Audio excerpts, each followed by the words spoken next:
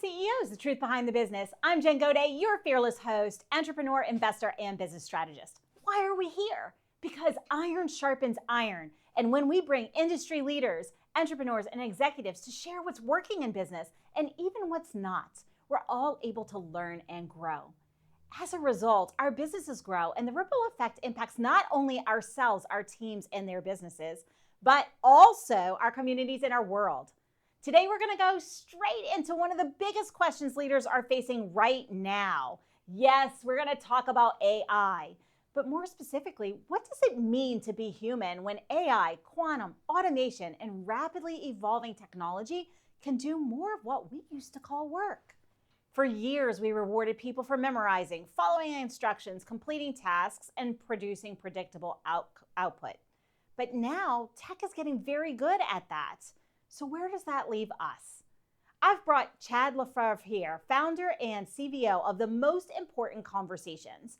Chad is a design thinker, strategist, speaker, and founder whose work sits at the intersection of design, human creativity, systems thinking, transformation, and problem solving. We're going to dive into the future of work, why task-based roles are under pressure, and what upskilling actually needs to look like, and why human discernment, judgment, lived experience, and creativity may become the most valuable assets in this AI age. Because the truth is, the companies that win will not be the ones that simply automate the most. They're going to be the ones that remember how humans create value. Chad, welcome to the show. Thanks, Jen. It's such a pleasure to be here and great to see you again. Chad, I opened with the question that I know you and I have had many conversations about. And so I'm just going to put it to you. You know, we've spent years thinking and talking about AI from a tools perspective, but the deeper issue is identity. So if intelligence, information, and task execution are no longer unique human advantages, what does it mean to be human in this age? Yeah, that is such an important question and one that so many people struggle with because we've never really had to think about it except for in deep philosophical circles. And I just want to actually start by saying I know some of our conversation is going to drift in and out of philosophy today. And for some people, they might be like, what is the point of this? How do I apply it to my business? How do I apply it to my company? And I would say that philosophy is actually the most pragmatic thing that you could actually engage in if applied. So I just wanted to start with that because some of what we're going to be talking about will verge on the edge of philosophy. And by the way, philosophy becomes pragmatic when you actually implement it. So we want to kind of start there and then drill down. So thinking about the question of what does it mean to be human? Ultimately at the end of the day, we are asking what distinguishes humans from any other living being. And for that matter, in this case, when we're talking about artificial intelligence, we're asking that question also to include what distinguishes humans from now artificial beings as we kind of move into that sort of realm. I've given a lot of thought about this over the years, and the only thing I can continue to come up with is creativity. That creativity is the thing that authentically distinguishes human beings from all other living things, and I do believe it is still creativity that gives humans the edge over AI. Now, the problem, which I know we're going to get into, is that our economic model was not designed for this, and this is where we're hitting these sort of friction points right now. So I would just say creativity is the thing. I don't want to get too far ahead of myself because I could talk for a whole hour on this and I want to have a conversation with you. So. Yeah, absolutely. So let's dive into creativity a little bit because some people listening are thinking about creativity and what they're thinking as content creation, right? Yeah. That's not what we're talking about here, folks, when we talk about creativity. It's not just about content creation. So can you dive into a little more depth on what actually is creativity and what does creativity look like in business and in the workplace? And how can we foster that? Yeah, there's a lot of big questions there. So first of all, producing content can be creative or not creative. So it's not the mistake we often make, and this is because of the way we have been conditioned. All of us were born into an economic model and an economic system that relies on human beings being a certain way. And the way that we expect human beings to be is actually not to be human beings, but to be human doings. And so you can produce content from a strictly non-creative, almost unintentional, unconscious just place, and you can produce that content, but that wouldn't be engaging in creativity. When we think of creativity, we want to think about things like imagination, intention, awareness, presence, the power of visualization, things that are required to bring something from nothing. And that really is a key distinction when we think about creativity, which is that creativity is bringing something from nothing. If we think about, creativity in the context of the existing systems, if we can have a systems level conversation for a moment, that's really the level of conversation we need to be having right now. Because in this case, our economy is a system that's driven by inputs and outputs, and everything that has happened and everything that happens in between the inputs and outputs. The economic model that we have is systemically jobs focused or doing focused. So people are hired to do tasks, and these tasks are now tasks that AI and robotics are starting to replace. But I believe that AI will run into the creative wall, at least for a while. AI still requires inputs to produce an output, just like humans in jobs.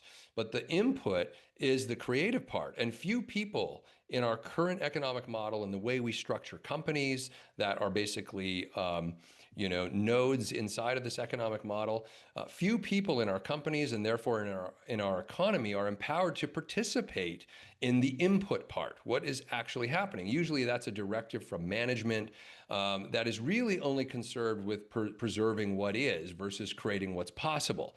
And so you have to think of it from a system standpoint, that systems are always designed to protect the system that exists and to eliminate any idea that would put the system at risk, which is antithetical to creativity. Now, a new economic model where humans are rewarded for being human, for being creators, for being innovators, for being part of an emergent system versus a highly controlled and predictable system is really what we need to start thinking about. The current system is built to satiate one aspect of what it means to be human, the need to know part. But we really know very little. I mean, even Socrates said, "I know nothing," right? So this is in and of itself an act of creativity, which is that we are creating a story that we can know something and control something. And then we went ahead and created an economic model and built that around our need to know and control to assuage that part of ourself that lives in fear of the unknown. Creators can't fear the unknown. In fact, true creativity drives straight into the unknown, except that the unknown has been positioned these days in our economic model as bad or dangerous or intolerable or as risky. In fact, I would say that we have an economic model and the way that companies operate, et cetera, to de-risk. So if you think about this, to be a creator is to step into the unknown and to create something from nothing, to bring ideas into the world of effects, the world that we can interact with, the world that we can do something with. But the only way that process works is if we don't fear the unknown.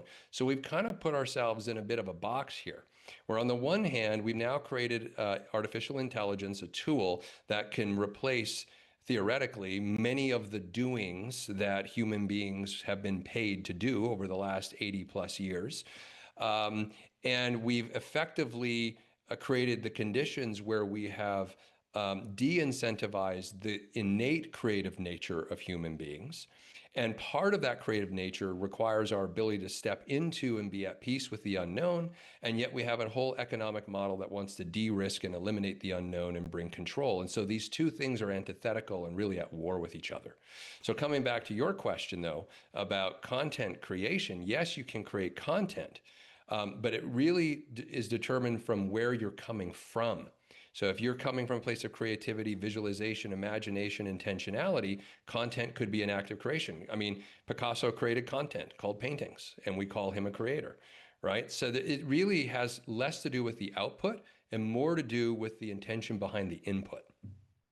And so, I just want to sort of wrap this with a bow because we are getting kind of close towards the commercial break. And folks, if you're watching this, this is really a very big difference. We are moving away from what we have valued for so long, which is people have jobs that are task oriented, and AI is really taking those tasks off of our plates. And so the question becomes, what is left? And what is left is, quite frankly, uncomfortable, because we haven't had to think in this way. We haven't operated in this way. We haven't been trained to operate in this way. And the reward system has, quite frankly, not been stimulating on the creative side of things. So what Chad is bringing to forth to light is we have to ask these more deep questions so we can understand how do we evolve and how do we reward creative thinking, creative problem solving, innovation, so that we can shape the future instead of having the future shape us.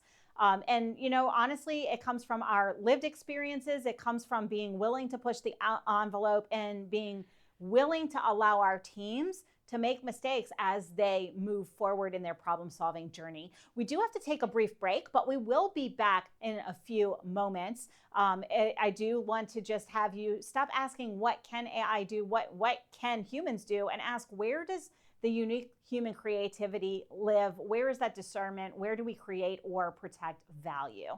We'll be right back after these messages.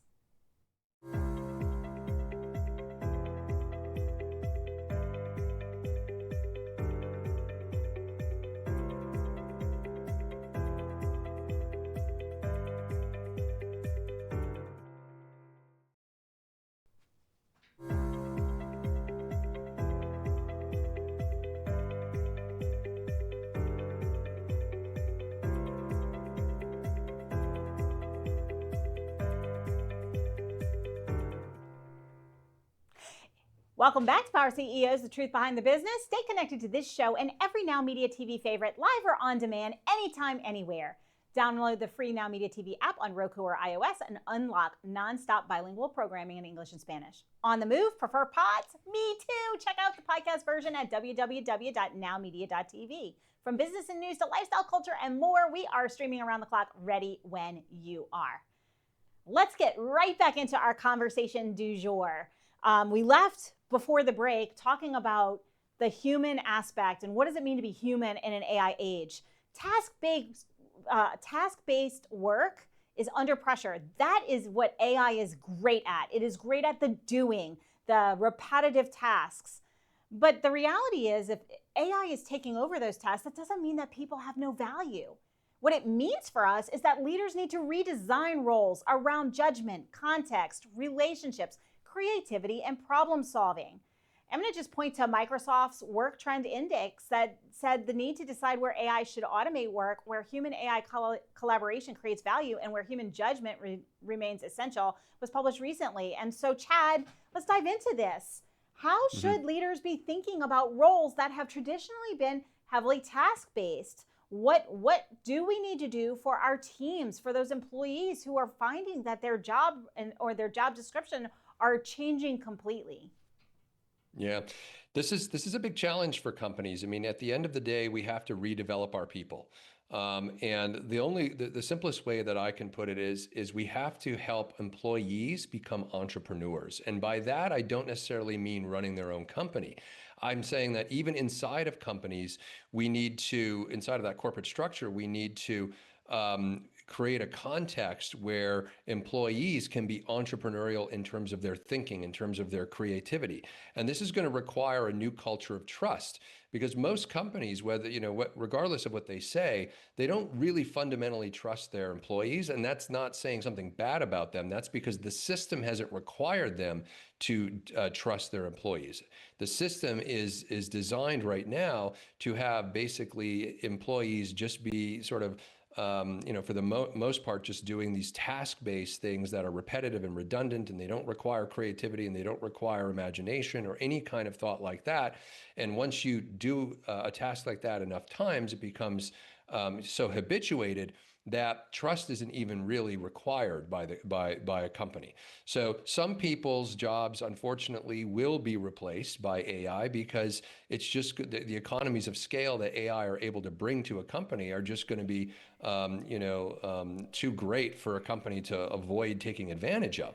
But many people inside a company who have task-based jobs can be reallocated, can be retrained, can be redeveloped inside of the organization, but it's going to require having those employees tap into their creativity, which for many of us was conditioned out of us when we were very young because the system didn't require everybody to have these very natural innate skills of creativity that we all have. I mean, all of us when we were, children, no one had to teach us how to play, how to imagine, how to visualize. We just did that. We imagined worlds and we created those worlds.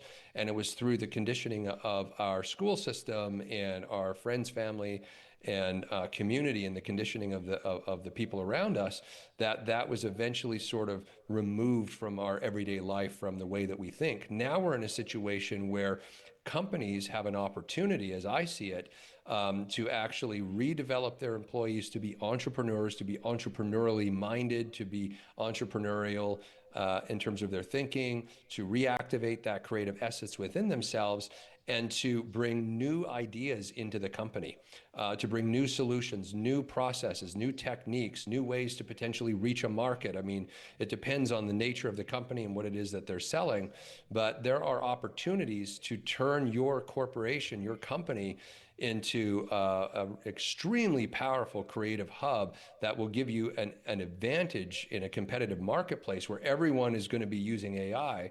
So, no one has an extra advantage really, from that perspective, because AI is going to be available to everyone. So the thing that's really going to drive, I believe, corporate success is to what extent does your culture inside of the organization actually foster entrepreneurial thinking and creativity as a way of being and operating for your employees. Yeah, and I mean, I just want to sort of recap this at a high level. Like what you're talking about is upskilling, but it's not go learn AI upskilling. What it really Mm-hmm. is creating that and fostering a space where innovation becomes the culture of the company, and it's a psychologically safe space for people to try new things, to learn, to come up with ideas and creatively problem solve. And we've seen this shift towards more psychological safety, more transparent communication. But now we're talking about completely redesigning the nature of work in many industries, actually. So, Chad, I guess my next question is, it's twofold. It's what's the compassionate but honest way to bring employees whose jobs are completely changing into this conversation? And as leaders, how do we redesign work instead of just letting people go? What does that look like? So that, what should we develop now as we see this transition coming, and it's coming fast?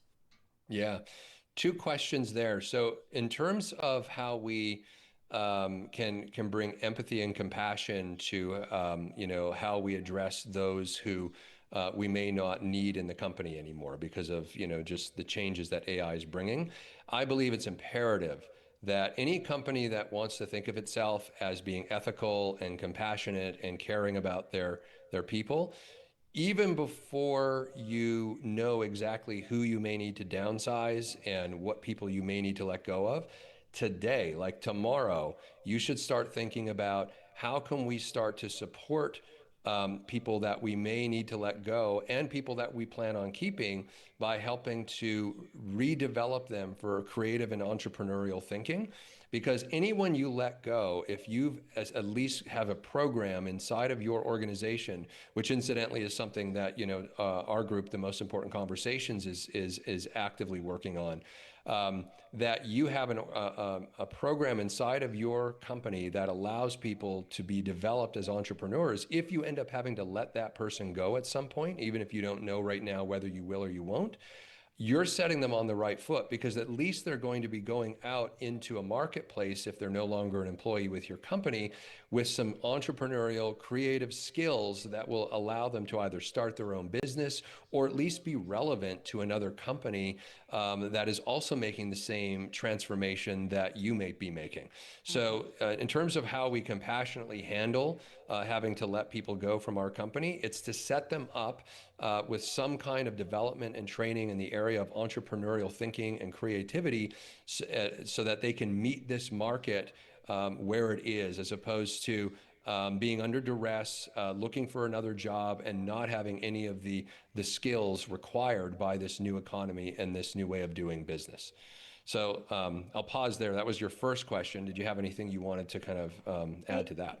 Yeah, no, I just in a previous episode we talked a lot about getting curious and unlocking curiosity and the importance of transparent and compassionate communication. And so I Hmm. think you've just really driven that home. So folks, if you're watching, you've heard it before, like the changes are coming. If you're in a leadership position, now is the time to start unlocking some of that curiosity, some of that problem solving skills in your teams. So I'm gonna go ahead and just kick it right back to you, Chad. Okay. Like what how do we do that? So inside of an organization, again, this it's a totally different way of thinking, but you have a gold mine in your employees that you have not had to tap because up until this point, they've just been hired to do a task. And as long as they did that, they were compensated for it and they kept their job. But you have no idea the creative power, the potential, the new ideas that they can bring to your organization if there was only the conditions created inside of your organization to actually draw that out. So one of the ways that we can reactivate and re-engage employees for this new creative economy is to actually involve them in creative sessions inside of your organization around problems that you may actually be dealing with. Now, a lot of companies, I just want to pause on this. A lot of companies are in reaction to things they think are the problems that they're dealing with when they really are just the conditions on the surface. And the deeper problems in every single company that I've ever worked with and dealt with are kind of below the level of awareness. Okay, so we've got these three sort of elements that you can think of. So there's the rational element, which is everything that is in the world where we usually exist. We like to exist in a rational world. We have reasons for what we do. We justify those reasons. We believe there's a certain logic to it. And humans, especially inside of corporate structures, like to stay there. They like to hang out in the rational realm.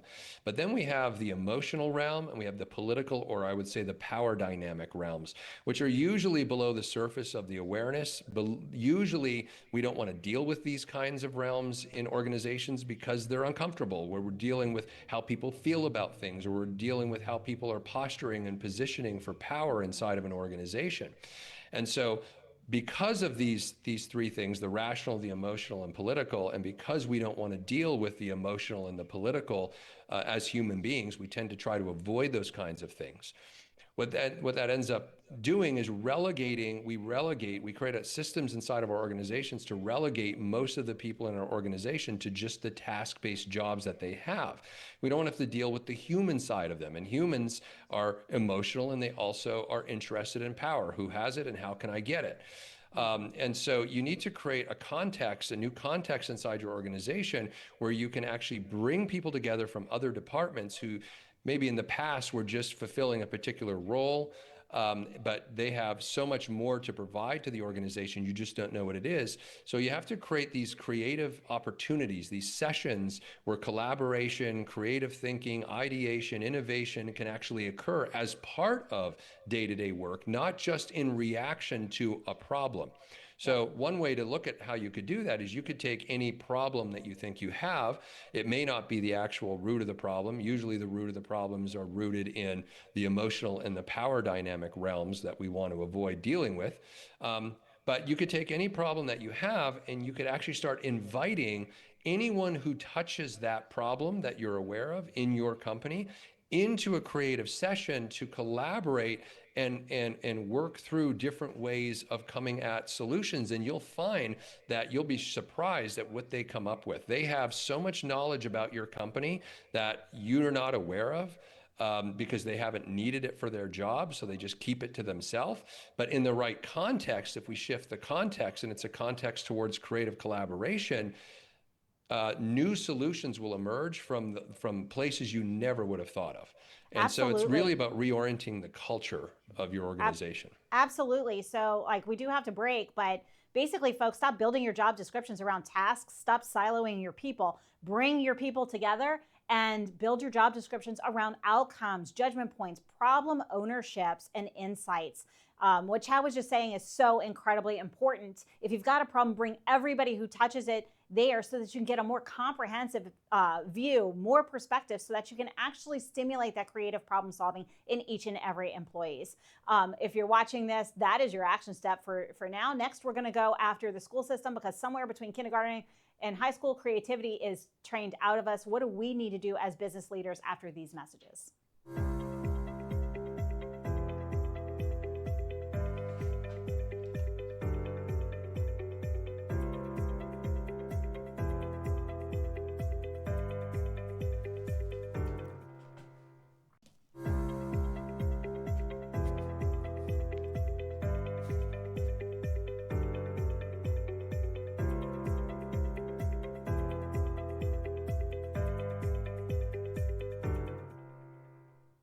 Welcome back to Power CEOs, the truth behind the business. We have been talking about what it means to be human in an age of AI. What do we as leaders need to do in order to stimulate creative problem solving and really empower our people to step into that next level as the tasks are being taken away by automations?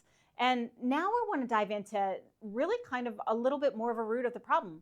Folks, we didn't lose creativity. We were trained to stop trusting it. Most of us entered a workforce that was trained to follow rules, to chase the right answer, to avoid mistakes, and to wait for permission. That's an industrial age model. It doesn't work in an AI-driven economy.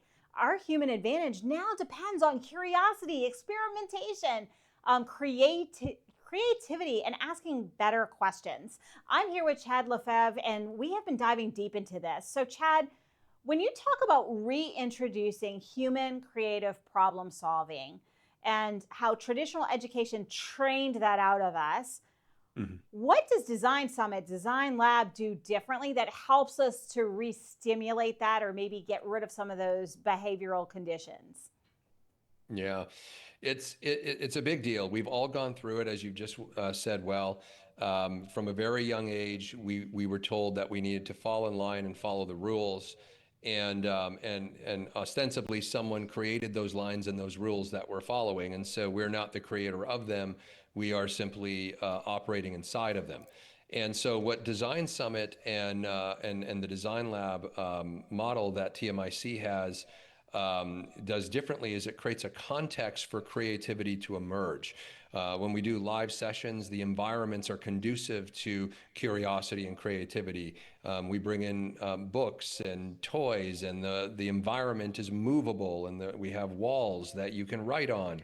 And the whole culture of why we're coming together in a design summit is to actually mine and activate the creative brilliance and the experiential genius of people in your organization or people around a particular problem that touch that problem.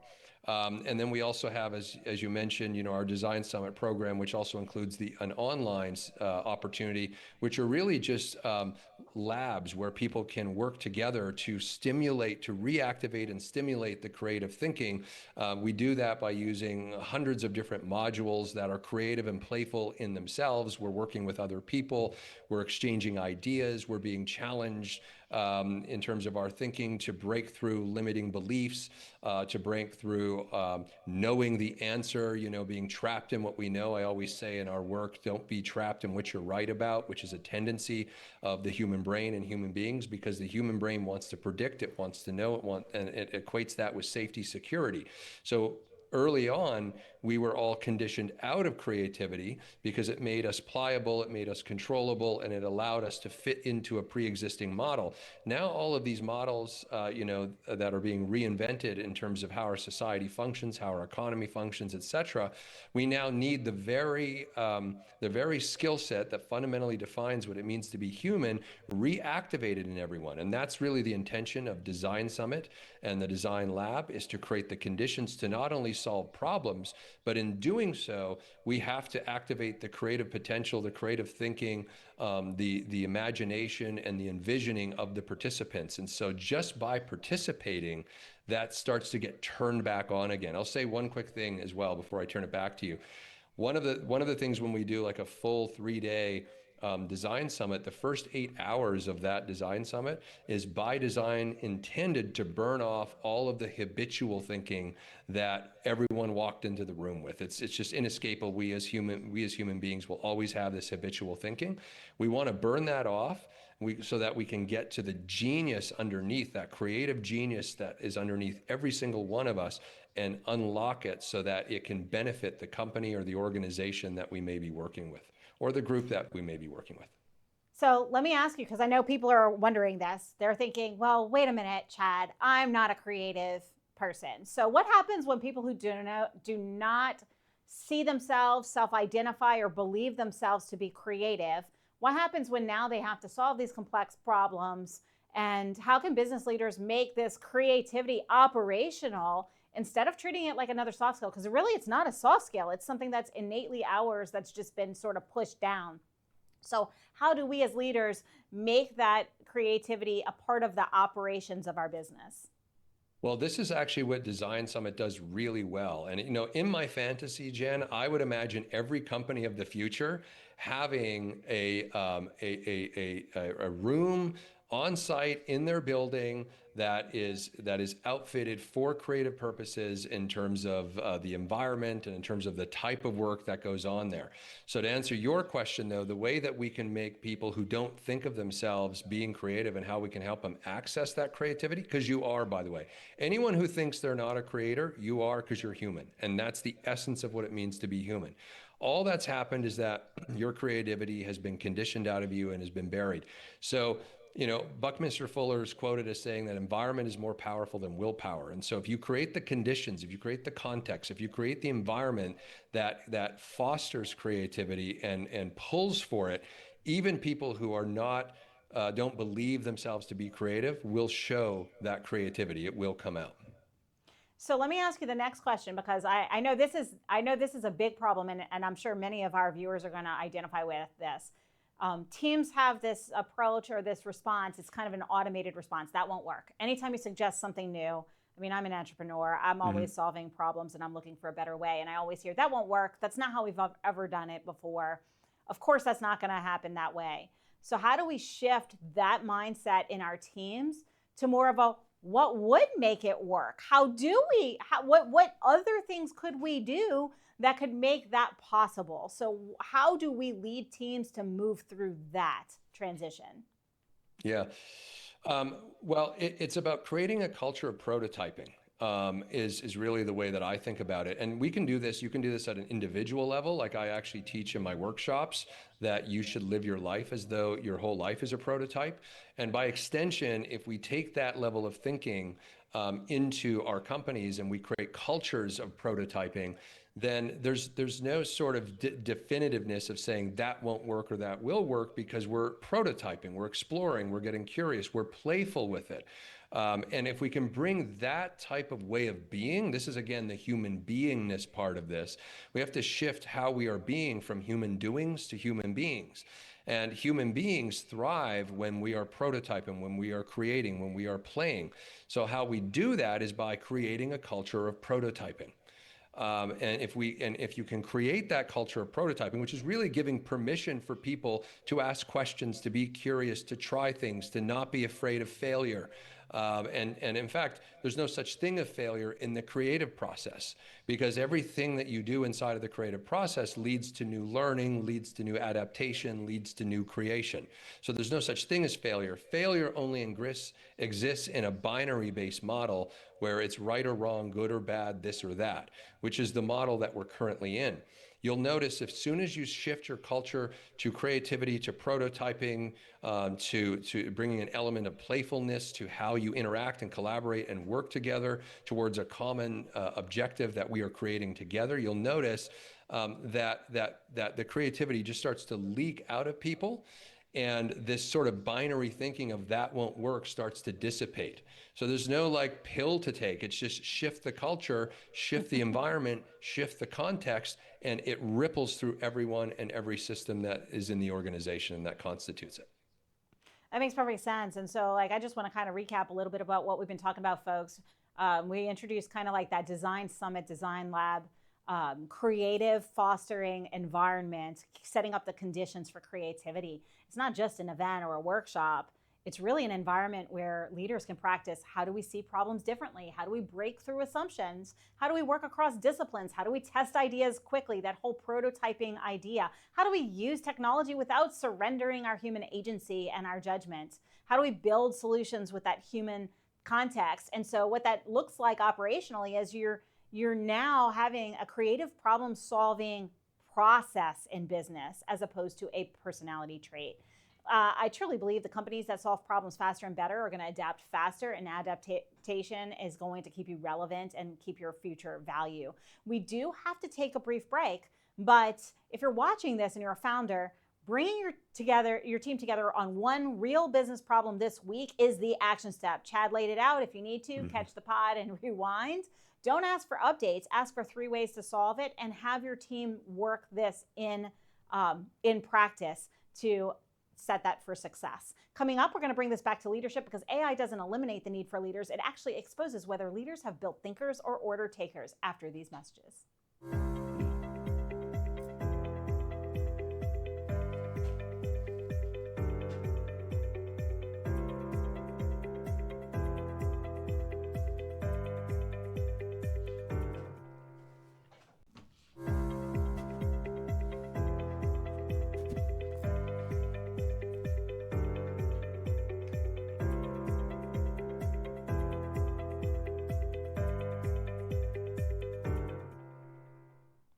Welcome back to Power CEOs, the truth behind the business. Folks, the future belongs to leaders who can tell the difference between an answer and a decision. Stay connected to Power CEOs and every Now Media favorite, live or on demand, anytime, anywhere. Download our Now Media TV app on iOS or Roku and unlock nonstop bilingual programming.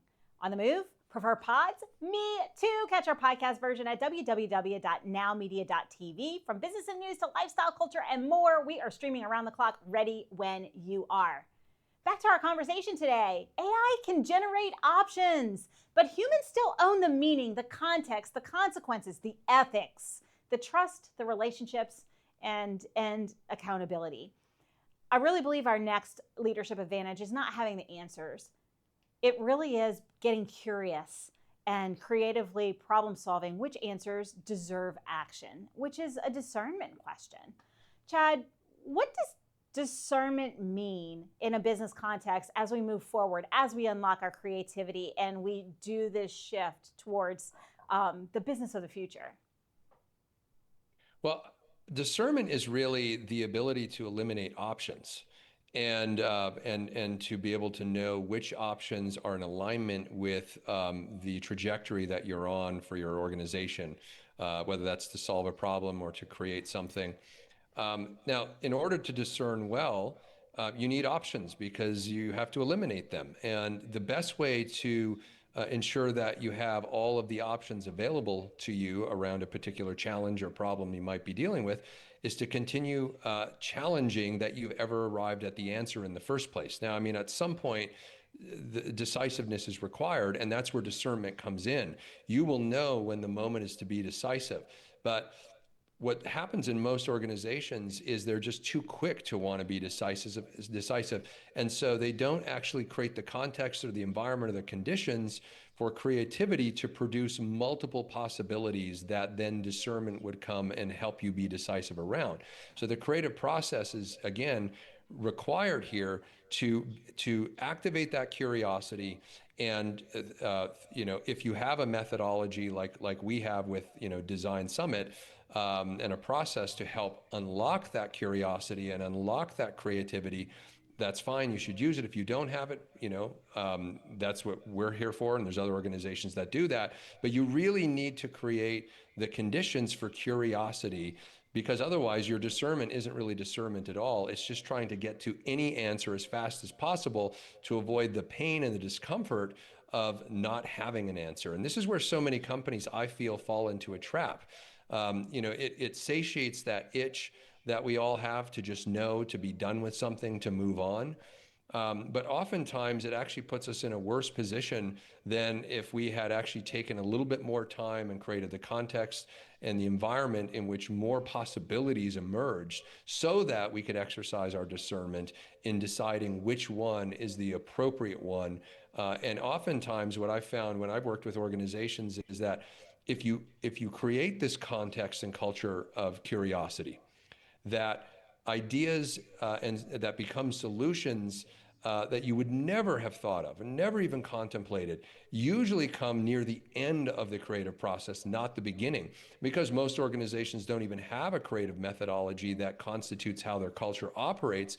They're not actually getting the best possibilities, the best ideas, rising to the top. They're usually just taking the most expedient, the ones that cost the less and are de-risked the most, versus ones that could actually propel them to new levels of success and growth. So while you're talking about this, I know what people are thinking. They're thinking, wait a minute, we have to be moving fast, making decisions quickly so that we can continue to operate in economically as we are now and continue to move this forward. How do I balance that speed of implementation, that quick decisiveness that is required in the now, while I am facilitating this creative process to explore how we are evolving and where our business is growing too? How do they balance that speed with that creative process and wisdom? Well, again, this comes down to totally re-architecting how your organization operates. And so usually, and I think you had alluded to it before the break, usually what we have with management and leadership in organizations is they're effectively just order takers, as you put it, which I think is a genius way of putting it. What we need to do is reconstitute how we are running as an organization, which is to say that new organizations of the future should have whole departments that are devoted just to creative thinking around the problems that the company is dealing with, so that there's always an input and an output that then the rest of the company can take the output and act on. So it's not going to happen immediately. We have to transform our entire organizational model, where we have a part of our company whose job is to take the things that we're dealing with, the problems that we're dealing with, and to bring them into a creative, collaborative container and work out solutions that then get handed off to the rest of the organization to implement. So you will get economies of scale and you will be able to go fast eventually. But as I always tell people, you've got to go slow to go fast, especially as we're reinventing the entire model of how corporations are going to need to function.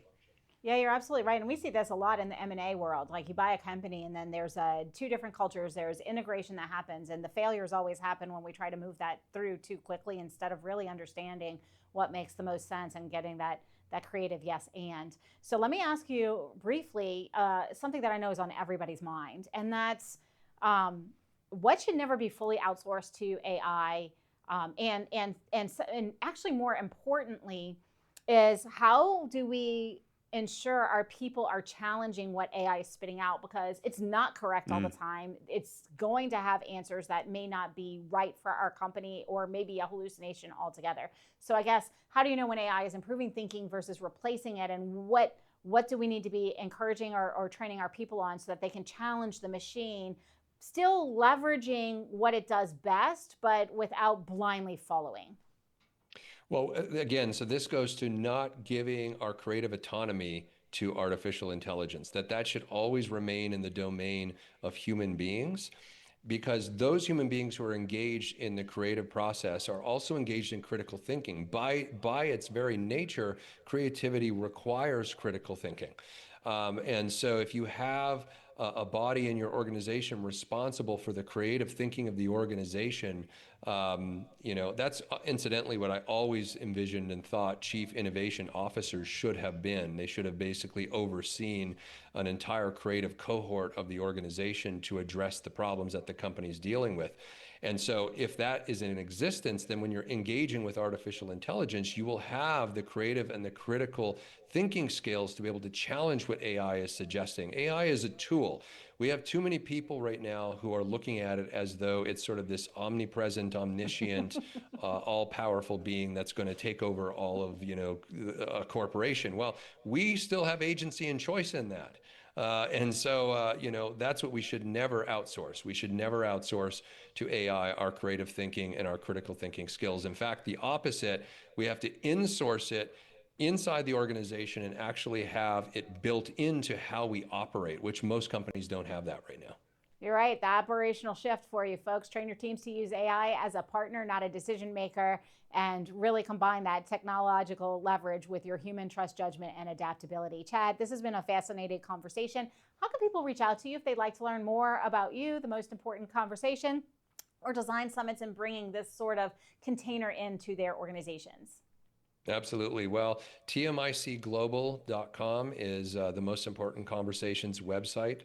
That's tmicglobal.com. And then you can go to my website, which is just my first and last name, chadlefevre.com, where I do work one-on-one with leaders, executives, entrepreneurs, etc., who are trying to develop their own creative potential as well and bring it out into the world. So you can either go to chadlefevre.com or tmicglobal.com. Thank you so much. This has been a really powerful conversation. I appreciate you. Thank you for your time and your expertise. No, thanks. It was a pleasure, Jen, as always. Delighted to be here. And if you're watching this and you are thinking, hey, I need to understand where this is going, the first question you can ask is, where does human judgment still sit inside your AI-enabled workflows? If you can't answer this clearly, it's a warning sign, and it's a signal for you to look a little bit closer. The reality is, for those leaders who are watching, AI is here, quantum is coming, technology is accelerating whether we're ready or not. The question is no longer, can we stop the change? We cannot. The better question is, can we build humans, teams, and companies capable of adapting faster than the change, of unlocking our human creativity, and of really escalating to the next level where we want to be? Because the companies that win are not going to be the ones that simply replace people with tools. They're going to be the ones that completely redesign work, redevelop human capacity, and rebuild that creative problem solving as a serious business advantage. Unfortunately, all good things come to an end, including this show. But the good news is that we are going to be here same time, same station next week. Until then, I want you to take action on something today. Because if you just watched this conversation, you're no better tomorrow than you were today. It's the action, the implementation, where you're able to move powerfully forward. So pick the one thing you heard today and put it into action right now, not tomorrow, not next week, so that you can move that momentum forward and create the change that you want to create with the company and set yourself up for success. We'll see you same time, same station next week. Until then, win today, win this week, and I'll see you next time.